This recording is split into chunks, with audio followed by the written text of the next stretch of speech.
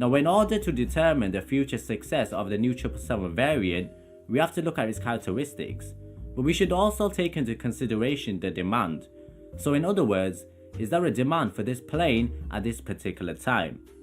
You see, the 7X series is the third generation of the 777 family. For Boeing and the airlines, it's never been a question whether there should be a new variant, but the question has always been when. The 777-300ER currently has 74 orders which needs to be filled. So for Boeing, trying to get through these orders before the arrival of the 7X is key in determining the success of the 7X in terms of time management and resource allocation. Now, some would consider the launch of the 7X has been the best in aviation history, with a whopping 326 orders from various airlines. So we can safely assume that the new plane will have a bright future.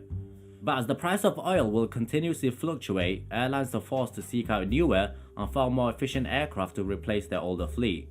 Now, while I do understand why the company has put the 7X on their trophy cabinet, so to say, there is a risk that the 7X will not be as successful as the 300ER. The A350-1000 is considered to be a better option to serve the market of the 300ER, since it's a new design and has low maintenance costs, while the 7X is stuck with a heavy fuselage and carries a weight penalty. Additional pressures come from low oil prices and slow forecasted recovery, which could potentially weaken the attractiveness of the new plane. Now, the pricing of the 7X at $425 million is not much of a risk, but more of a problem. The value proposition of the aircraft in the current environment is not particularly attractive when you compare it to the A350-1000, which is around $366 million. However, Boeing is not willing to drop the prices because the company predicts the long-term forecast for the plane is set to come into their favor. Now, I sense the low oil prices as the main problem for the 7X, where the aircraft takes a hit on demand and value proposition. However, in the 7X's defense, the 300ER wasn't a success from the beginning either.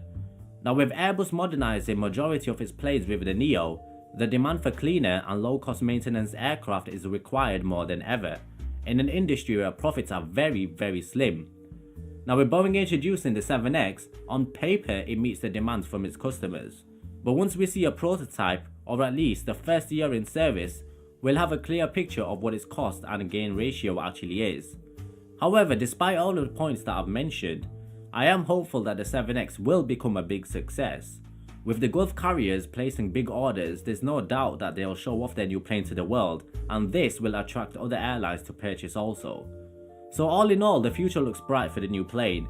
It will be interesting to see just how well it will do in the near future, but there is no doubt about it that the 7X will revolutionize the market and place more pressure on Airbus. How do you think the 7X will do in the next 10 years? Will we see it surpass the success of the 300ER? Share your thoughts in the comments below, guys. Thank you so much for watching, and I'll catch you guys in the next video.